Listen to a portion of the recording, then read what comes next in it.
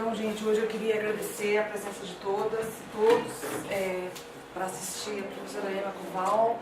Ela vem, então, da Universidade da Austrália, em Canberra, e vai falar para a gente um pouco sobre amostras de sangue e enfim, como é que essa polêmica tem se dado por aí. Então, por favor, professora Emma, obrigada por ter vindo, aceitado o nosso convite. Obrigada, Soraya. Por tarde, lamento muito que não domino a língua portuguesa e vou falar inglês. So, thank you, Soraya, for organising this talk, and to Stephen for translating the abstract. And it's just really wonderful to be in Brazil for my first visit to this great country. Before I start to read one part of the paper, I will talk a bit about my background, what I've studied in my career, and how I came to be studying Indigenous blood samples. It's quite a strange thing to study. So I am a MD PhD, so I'm a medical doctor and also anthropologist from Australia. And my main experience that's brought me to study this has been working in Aboriginal health, so there's Aboriginal or Indigenous, the same meaning, in the Northern Territory of Australia, so the northern part of Australia. And I returned to Melbourne in the south of Australia in 2007, and I've been doing research fellowships since then, since 2007. And just recently I've moved from the University of Melbourne to Deakin University, another university also located in Melbourne. Is this pace okay? It's not too slow or too fast? It's okay. So through my career I've had three main projects, just to give you some background. So my first, my dissertation project, my PhD project was an ethnography of an Indigenous Health Institute in Darwin, which is the very north of Australia. And I ended up looking at a group that I call white anti-racists. So this was white people who want to help Indigenous people. Normally they move from the south of Australia, it's like the south of Brazil, not like, but it's kind of white area, to the north, to work with Aboriginal people. So I was interested in trying to understand these white people who were trying to help Aboriginal people as a cultural group, as a tribe. So that was my first project, and my book from that is very soon to come out, early next year. And tomorrow at the Lajeri seminar I will talk about that project. Then I became interested when I spent a year in the US in 2004-05 during my PhD, just at the time when the first ethnic drug was released. So this is a medicine, a drug for blood pressure that is just for African Americans. And this was the first time that there was a medicine just for one ethnic group, for one racial group. And this was very interesting for anthropologists, sociologists who study science to think, well, in the US and around the world, everybody, social scientists, thought that there was no such thing as race, that there's more biological difference within groups than between groups. But suddenly there was a drug for African Americans. So this was interesting, and it got me interested in questions of race and biological difference. In Australia, there had been, I know in Brazil there's been research on genetics for a long time, and there's a lot of different groups of scientists using genetics to look at Indigenous populations. But in Australia, there's been almost no research of this kind up until a few years ago. And I became interested in how questions of race and biological difference would work in Australia. So so I started to do an ethnography of geneticists, so genome scientists who work in Aboriginal communities. And the main part of that project was a special issue of Social Studies of Science, which is a very important journal in science studies that just came out last year. And during that project, I heard from the scientists that I was studying, so I studied scientists for my anthropological projects. The scientists that I studied would tell me that there was a collection of blood samples held in Canberra, the capital of Australia, like Brasilia, it's the capital. It's a planned city like Brasilia. It's a university there, the Australian National University, that's also very spread out and it's an important university in Australia. And I had heard from the scientists that there was a collection of blood samples there from the 1960s, and that nobody knew what to do with these blood samples. So I became interested in this. I contacted the scientist who was in charge of the samples, and that has led to this project that I'm talking about today. Okay, so is that clear? Yep. All right. So you get used to my accent, Australian accent. So in my work, I've combined theoretical interests with practical interests. I like to do things as well as study things and try and understand things. So I'll just talk very briefly about two examples of this more practical work that I've done. So I worked with a National Institute for Aboriginal Health to hold two national roundtables on the use of genetics in Aboriginal research, because it has, as I said, it was hardly used before. There are a lot of questions and ethical issues with using genetics, and so I've organised these roundtables to bring together scientists, Indigenous leaders, ethics, people from ethics committees, to come and talk about these. You know, what were the issues involved in using genetics in Aboriginal communities? The other thing that I've been involved in, which is directly relevant to this paper, is that I helped to set up the National Centre for Indigenous Genomics, which is the first centre of this kind, really in the world, specifically looking at Indigenous genomics. And this was set up at the Australian National University, where this collection is held, this collection of blood samples. So this is just a picture from the research roundtable that I mentioned, and this is just a picture of people that came together to talk for the first time about genetics, the use of genetics in Aboriginal communities. And we wrote some discussion papers about this. And then this is an image of these blood samples that have had my attention for the last few years. And this is a picture of the John Curtin School of Medical Research, the institute in Canberra where these samples are kept. This is the man who collected them. His name is Bob Kirk. Robert Kirk, or is known as Bob Kirk. He was from Britain, from the UK, moved to Australia in the post-war period in the 1950s, when there was a lot of call for scientists to come and build up science in Australia.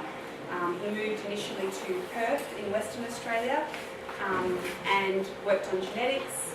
He shifted from looking at animals to looking at humans, and became really interested in Aboriginal communities in Western Australia.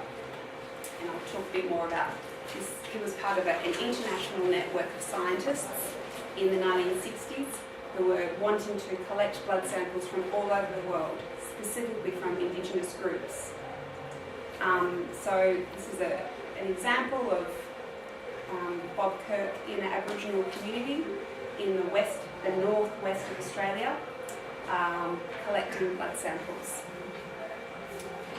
And this is a map of all the different communities where Bob Kirk collected blood samples from. Some of them he personally went to those places to collect the samples, but in many places doctors or government officials would collect the samples and would send them to Canberra. So just Canberra is down there. Most people in Australia live down here in the southeast. I'm from Melbourne, way down here. People will probably know Sydney, the biggest city in Australia. Canberra, the capital, is kind of in the country. And then, yeah, the places where most Aboriginal people live, well, most Aboriginal people live in the cities, but people that live in remote places, small communities, and who speak their own languages, who still retain a lot of cultural practices, will live mostly in the north, and the desert areas. So these were the places where he collected blood samples, and the blood samples that are in Canberra. In the late 1960s, in 1967, he moved from Perth. So Perth is the capital here of Western Australia. So this is a massive part of Australia, a very big state of Western Australia, with a lot of Aboriginal people living in very small places, particularly in the north. So Bob Kirk, in 1967, he moved to Canberra and he set up a very internationally important lab to process blood samples and produce results of what kind of blood proteins were there, what blood groups were there. So this is an example of the kind of results he would produce from these blood samples at the time. So these are different regions in Australia, and we just looked at different frequencies of kinds of blood proteins. And scientists use this information to try and map differences in proteins in different areas of the region, and from looking at this to try and understand the migration of humans into Australia. So how did ancient humans get to Australia? So these were the kinds of questions that they were trying to answer at that time. Then in the 1990s, there was the Human Genome Diversity Project. Have people heard of that project? Yeah. So this was a worldwide project to try and, again, to sample blood samples from Indigenous communities. In some ways it was another version, a newer version of what they were already doing in the 1960s. But this time, Indigenous communities, particularly in the US, but I think also in South America, were very upset about this. They refused to participate, and they set up an international organisation called the Indigenous Peoples Council on Biocolonialism. So they thought of this as a biological version of colonialism, biocolonialism. And this really stopped the Human Genome Diversity Project, and it had an impact as well in Australia. And there were, and its impact on this collection in Canberra was that the Institute decided to close down the collection, to not allow scientists to work on the collection anymore, because they were worried about that there might be ethical problems with using it. And I'll talk a bit about that. So I've been involved, I said, for the last few years, since 2010, to try and help the university to find out to work out what to do with the samples. How should they be treating the samples? Should they destroy them? Should they use them? And I helped to get together a group of Indigenous leaders, national Indigenous leaders, to advise the university on what they should do. And the leaders said, you should set up an organisation that has Indigenous people in charge, or on the governance board there should be a majority of Indigenous people, and that's what we did. So here are some of the board members looking at the samples in the freezer. In the middle is the director of the centre, and here's the man that I called up on the phone in 2010, who is in charge, who received the collection from Bob Kirk. When Bob Kirk retired, he became in charge of these samples. So we set up this National Centre for Indigenous Genomics. This is just the website, and it's been a very interesting project to be involved with. So at the same time as helping to do these projects, as part of that I've been doing a lot of historical work to try and understand what was happening when these samples were collected, how they were collected, but also understand mid-20th century human biology. And there is a group of scholars internationally. Ricardo Vinci Santos in Rio is one of those people who's been working on these questions in Brazil. There's other people working in South America on the history of human biology and particularly collecting blood samples in the mid-20th century. And this is a picture of some of the board members of the National Centre. So that's like the background I wanted to give you.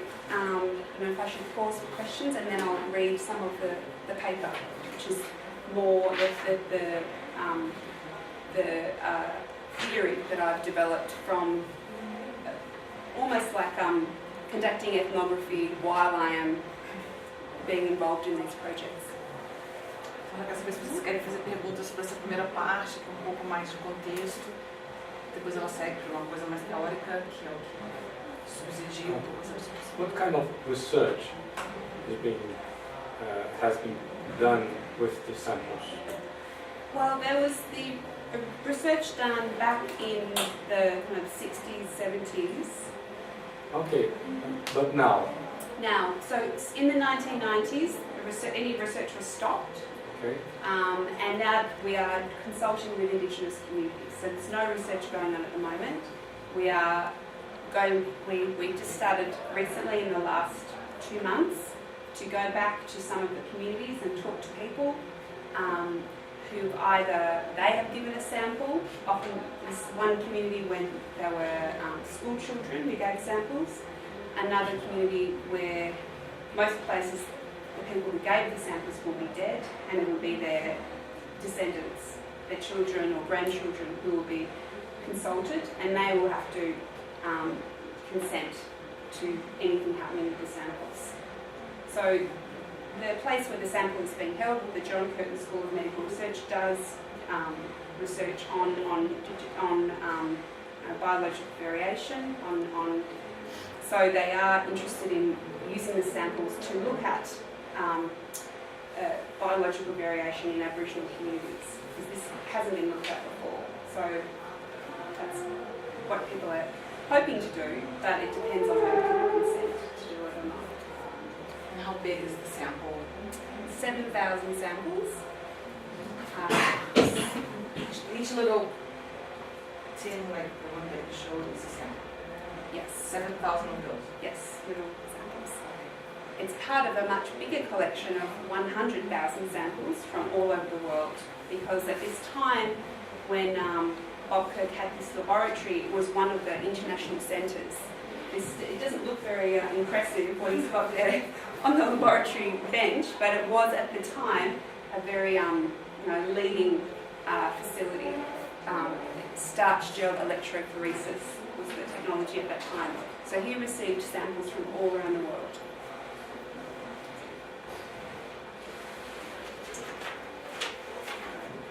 These other samples are also from indigenous populations. So, yeah, well, I mean, who is indigenous? How is the term used? This varies in different countries. So, many of the samples would be from indigenous people from other countries. So, for instance, there's quite a lot from Papua New Guinea. None of them are being used at the moment, and it's maybe a project for the future to decide how samples from other countries should be dealt with, should be managed. But certainly it's the samples that are indigenous to Australia that have been the most problematic because of the particular ethical, political context of Australia. But that's a good point, that why there's no, it's arbitrary that samples that are from Australia should be of more concern than samples from other places. But that's the way that it is. No Brasil, alguém poderia traduzir? Se for mais seguro falar em português. No Brasil tem alguns casos de retirada de sangue também de algumas populações indígenas, como Caritiana e Yanomami. Ela saberia dizer se tem relação com esse projeto global? You see, in Brazil, there was sampling from indigenous communities like Caritianas and Yanomamis, and he wants to know if these samples have to do with this project, Bob's project. Yeah. Look, I mean, I don't know. I have to check if there's any samples from South America in this collection in Canberra. There may well be. I should have probably looked in that before I came to Brazil. But I've just been looking at the indigenous samples in the collection. But I don't remember seeing any documents about South America. I mean, you have people like Francisco Salzano, who is a very important geneticist in Brazil, who was also active at this time and is still active now. So I don't think that I think they would have been sent to the US, not to Australia. But it was more in the Pacific, but also different places in Europe, all through Asia, that samples were sent to Australia. I think the Yanomami and Caribbean samples were sent to the US. Shannon was involved in that. Napoleon Shannon. No, I briefly talk about that. Okay. Yeah? Okay. So I'll just start to read now more the parts of the paper. I think it was circulated, but this is just one part of it.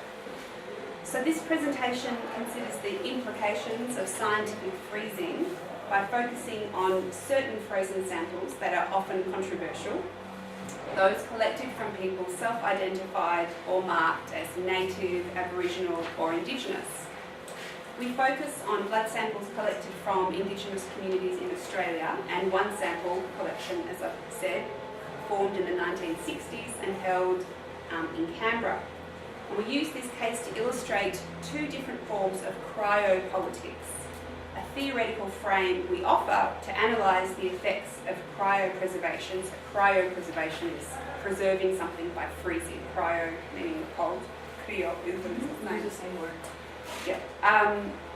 So cryopolitics is something that we've made up, we've constructed, and we hope that it will be interesting to people. So the ability to freeze cells so that they could be successfully thawed became possible only in 1949, when it was discovered that adding certain chemicals to cells prevented cell damage. So normally, before that, when you freeze cells, the ice crystals destroy the cell. And they found that by adding things, you could actually freeze cells and then thaw them, and they would be alive again. By the 1960s, mechanical laboratory freezers and techniques for mobile cold storage using dry ice, so you could take blood samples in one place and then transport them somewhere else, facilitated the accumulation of blood samples from places that were far away from labs. Researchers travelled the world collecting samples for transportation to different labs and for storage for future analysis. In human biology, an important boost to this global effort came with the International Biological Program. So this was an international effort to take stock of the biosphere. Its human adaptability section was one of 7 and the only one concerned with humans. The other ones were looking at different parts of plants, the plants and animal world. Running from 1964 to 1974, the IBP functioned as an umbrella for coordinating the effort of human biologists to collect millions of blood samples from Indigenous and non-Indigenous people in dozens of different countries. They were also interested in humans in extreme environments, so people in high altitudes, for instance. So it's not just Indigenous people. The IBP sought to place the study of humans in the context of the biosphere, enabling science to ensure, quote, the future of man in his environment, quote from one of the people who organised this project. This was seen as an urgent task in the face of major social transformation of Indigenous communities. Obtaining baseline data with which to measure the effects of cultural, social, demographic and technological change required the creation of a massive global archive of human biovariability. As of 1974, 800 field visits had taken place under the umbrella of the IBP, with over 1.25 million individuals measured or sampled. Of special interest to these biologists were groups now known as Indigenous, which, quote, would provide object lessons of the actual adaptability achievable by man when relying largely on his biological endowment. Again, a quote from the people that organised it. So these scientists believe that Aboriginal Australian populations, among other Indigenous groups, would soon cease to live as traditional hunter-gatherers. Buying food from stores and other European imports would change the physiology of simple societies forever, leaving open only a small window of opportunity to collect vital biological and genetic information. So they had to do this before it was too late. And they believed this information from Indigenous people would have relevance for everyone globally. They might contain particular gene sequences that could solve diseases in the future. Those involved with the salvage projects of the IBP sought to preserve this biological material and biological knowledge before it was too late. So Australia contributed 8 projects to the IBP, and 2 of those were concerned Indigenous Australians. And a major figure, as I've said, was Bob Kirk. So his samples, as I said, were initially used to map regional variation in blood proteins to provide clues to the long history of human migration. When he retired in 1987, the collection was passed on to his colleagues who used it for similar research, and as the science, as the technology improved, they extracted DNA from a few hundred samples. This is in the 1980s. Then, in the 1990s, scientists became concerned that using the samples for genomic research raised ethical concerns. Eventually, the director of the institute decided the collection should be closed to scientists. And so it's this period where the collection was closed that is the focus of this paper. Drawing on interviews with scientists and lab technicians, we consider what happened to the collection as it shifted from something that scientists could use to an ethical problem that needed to be solved. At the time of the IBP, of the International Biological Program, collecting samples from Indigenous people was considered by everyone to be a public good. Nobody really thought that there was a problem with it. But by the 1980s, there were a lot of Indigenous critiques of Western research, and then the Human Genome Diversity Project became a flashpoint to oppose genetic research all around the world. So alongside, this is just that slide again. So alongside these concerns about the Human Genome Diversity Project were efforts to reclaim Indigenous human remains, so mostly skeletons, bones, held in museums and research institutions. And I presume that's also been a movement in Brazil for, Indigenous people to reclaim, repatriate human remains from maybe Brazilian institutions and places elsewhere. Something you can tell me about. So throughout the 19th and early 20th century, bodies and skeletons of Indigenous people were obtained, often through grave robbing, by doctors, anatomists, anthropologists or farmers and sent to museums and universities in metropolitan centres. From the 1980s, Indigenous communities living in Australia, North America and New Zealand particularly began to advocate for the repatriation, the return of human remains to Indigenous communities. So from their perspective, human remains were ancestors. They were cultural heritage and cultural property and should be returned to communities for burial.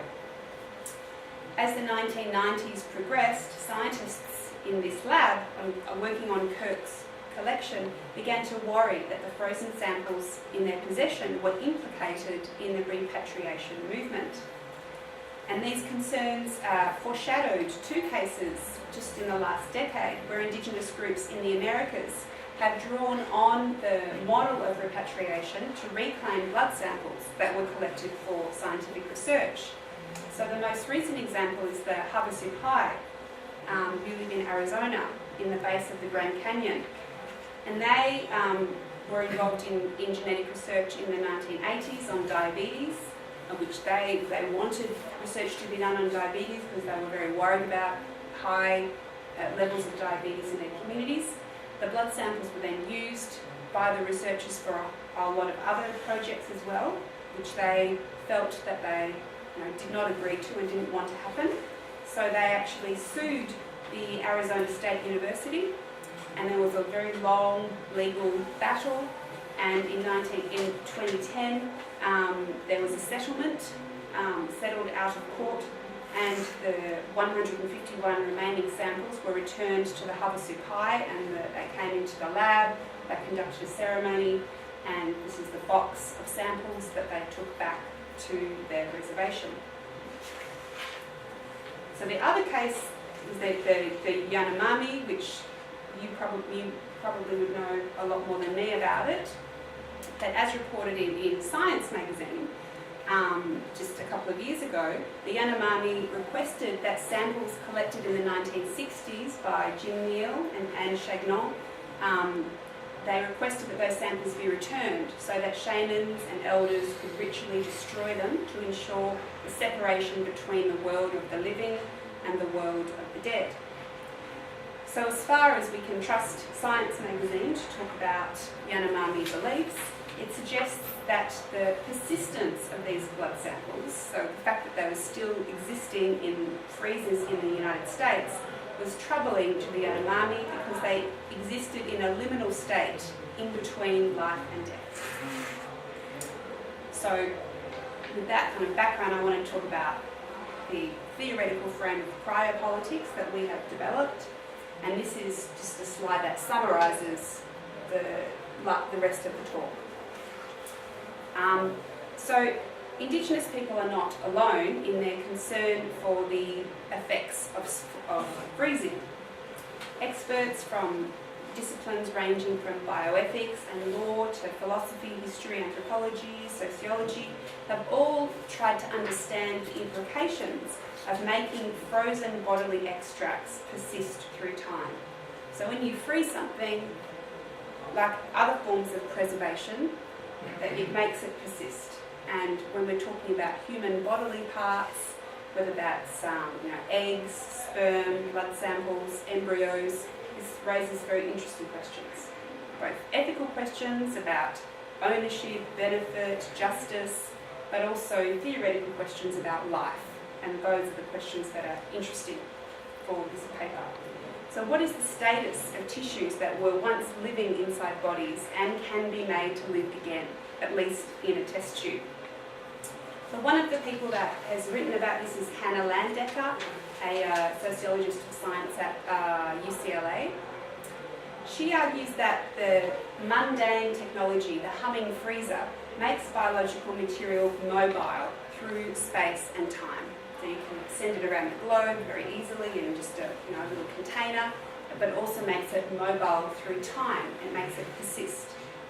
This mobility is the foundation of modern biological science, enabling things like reproductive technologies, stem cell science, cloning, and many other things. This apparent ability to stop and start time preserving and then reanimating, making live cells at will, has changed what it means to be biological. So she argues to be biological, alive, cellular is now to be suspendable, interruptible, storable, freezable in parts. That's a quote from Landecker. So we want to focus here on one aspect of the form of life invoked by this suspendable, interruptible, storable, freezable human, the perpetual deferral of death. So when you freeze something forever, one thing that happens is that you can think of it as delaying or preventing the death of that object. We propose criopolitics as a theoretical frame to analyse the form of life brought into existence by the practice of freezing. Criopolitics is a mode of Foucault's biopolitics, which describes the intensification of the management of life at the individual level and at the population level since the early 19th century. So in his famous formulation, which you probably will have all read in French, Foucault contrasted concentrated sovereign power that seeks to let, live and make die, so the power to kill is the basis of sovereign power, with biopower that seeks to make, live and let die. So making things live, maximising life is the basis of biopower.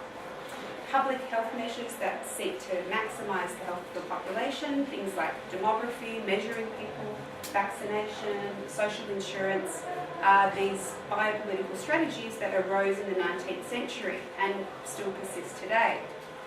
So people like Nicholas Rose, a sociologist at King's College in London, recognised that something maybe different is happening with biopolitics, biopower in the 21st century. That instead of the scale of the population, we're now looking at individual molecules. So people have been talking about molecular biopolitics, which is measures to optimise individual and population health, aimed at identifying susceptibility and enhancing life forms at cellular and genomic levels. Artificial freezing, which has its roots in the 19th century, has become, we think, a critical tool of this new 21st century biopolitics. We propose that cryopreservation, freezing, produces a specific form of molecular biopolitics. If biopolitical assemblages make, live and let die, biopolitics, cryopolitics make, live and not let die. Cryopreservation of a range of human and non-human tissues has come to be valued by scientists because it promises to perpetually defer the death of individuals, populations or species, transforming life in the process. The use of artificial cold as a means of deferral makes temperature work as a temporal prosthesis, an addition, promising it is never too late to revive an individual race or species. In the specific case of 20th century human biologists, scientists responded to the perceived endangerment of Indigenous peoples, the idea they might disappear, by freezing their genetic material, creating a form of life without death. So just the last thing I want to do is just explain latent life and incomplete death. So we've got a few more minutes. Yeah, 10 is fine. Yeah. So I'll draw on Bob Kirk's collection and what happened to his collection in the 1990s to illustrate how cryopolitical life vacillates, shifts between two states we elaborate here as latent life and incomplete death. So latent life, a term used by scientists who developed this cryobiology, the science of freezing biological material, describes a state between life and death. That's the scientists were using it in that way, and we draw on this term to think about what it could mean today. When linear timescales no longer apply, when the ability to bring biological material back to life in another time is made possible, the potential that would otherwise reduce with the passing of time, so potential would reduce as we all decay, This is preserved or even intensified in the case of a frozen sample. Existing between states and within bits of bodies, in the frozen form, latent life becomes highly mobile across space and time, offering infinite potential for knowledge production using the novel technologies of the imagined future. So here we extend another paper that Joanna Braden has written about latent life as a zone of potential, arguing that in the realm of criopolitics, latent life may come to be seen as unethical when it is interpreted as life without death. So rather than delaying death, just not having death at all. From the perspective of many scientists, the potentiality of latent life is incompatible with death, which may be unacceptable to Indigenous people and other groups concerned with the management of frozen biospecimens. Samples collected for the International Biological Program, the IBP, illustrate these varied properties of latent life. They were collected with the explicit belief that preserved biological knowledge of populations that it preserved biological knowledge of populations that would soon vanish, either from disease, assimilation, or both. Freezing these pieces of these endangered groups would allow them to be mobilised by future scientists for purposes as yet unknown. And this term, as yet unknown, was used by a lot of scientists at the time. So they froze pieces, samples from humans, specifically for unspecified uses in the future. Scientists shared a pessimistic view about the survival of Indigenous people, but an optimistic view towards the future potential of science. The uncertain fate of Kirk's collection illustrates that the state of latent life has a double, incomplete death. So we're drawing here on Australian anthropologist Deborah Rose, her concept of the zone of the incomplete, a term inspired by the Christian belief that dead humans are suspended, awaiting resurrection.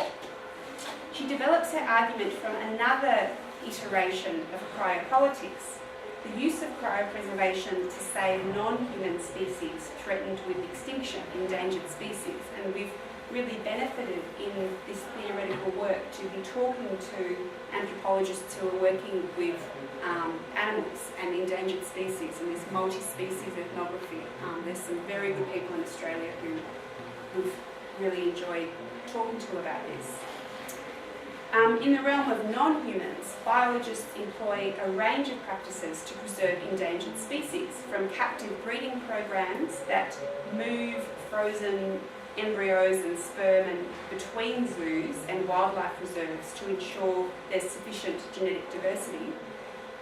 And there was one case recently that got a lot of press in Australia. In a Danish zoo in Copenhagen, they killed a giraffe called Marius because the giraffe it was too much like the other giraffes, and it didn't add to the genetic diversity of the giraffe population in international zoos, so they killed it and fed it to the lions. And this was did you hear about this in Brazil? Yes. So this is an example of cryopolitics, I would say, because we can now preserve sperm and biological material and samples from endangered species, we no longer need to have so many animals that are living. So there's now what they call frozen zoos, where blood, gametes, or whole animals are frozen, and this is considered now part of the population. Is the frozen bits in the freezer and also the living animals in zoos or in captive breeding areas. And the frozen parts are there to preserve the possibility that extinct species might be brought back to life in the future by using genetic engineering. And there have been some work on some extinct frogs to make them they haven't managed to bring a whole frog back to life, but certain parts of the frog, they have actually brought them back, because there's a big problem with amphibian extinction. So Deborah Rose argues that while these various de-extinction efforts, so to reverse extinction, they claim to reverse death, they instead suspend both life and death.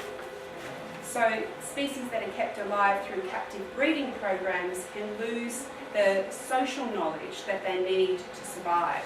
So scientists then have to teach captive populations of animals how to get food again, because they actually they lose the knowledge of how to be a species. So zoos have long been seen as producing a lesser form of animal life and shifting attention from threatened animal habitat. So by having a few animals in the zoo, we then just keep on destroying the habitat. Frozen zoo projects take this to the logical extreme, discarding actually living animals and instead preserving their parts. So alongside accounts of such an impoverished form of life, Rose argues that the zone of the incomplete is itself also an impoverished form of death. Efforts to preserve life and cheat death through freezing may suspend both life and death, erasing the potential that death may offer. The distinction between latent life and incomplete death can be illustrated through different actors' competing assessments of Indigenous samples. Viewing such samples as latent life orientates users towards their future potential. Viewing the same samples as incomplete death focuses on the relations to the past that are undermined by their persistence in the frozen state. Members of Indigenous communities have been outspoken in their rejection of the potential, the latent life of samples to produce knowledge that scientists want to find out. Instead of casting their minds towards future promise, some link samples to the past, recognising them as part of the bodies of deceased relatives. Human remains held in museums, preserved through freezing or by other means, are the best example of incomplete death. And repatriation is always considered justified when it restores the journey of bones or other materials towards death. So normally repatriation of human remains is for things that were supposed to be buried, or they were all go through rites of death rites. And if they were either dug up from the ground or interrupted on their way to having a funeral, then that is seen as repatriable. Human biological material removed from living bodies for scientific study may be becoming repatriable in the same way, at least when such bodies are marked as Indigenous.